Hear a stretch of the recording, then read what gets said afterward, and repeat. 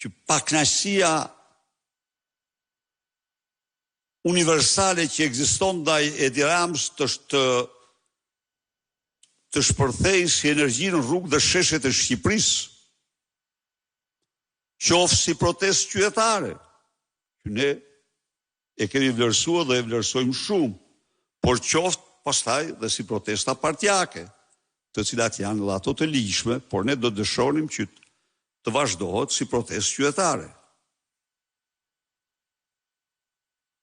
Faleminderit.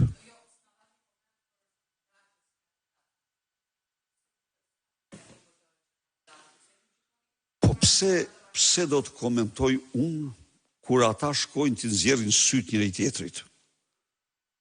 Se tani, a nuk u shpall një herë kjo korbe e korrupsionit si e Covidit si kandidate? U shpall. Zyrtarisht nga Rama. Tani, e kupton që kjo është një luftë të brendshme midis tyre në klan? S'ke që bërë. Le të vazhdojnë. Po, Tirana nuk voton më Partinë e Krimit në mënyrë përfundimtare. Për këtë ju siguroj. Faleminderit.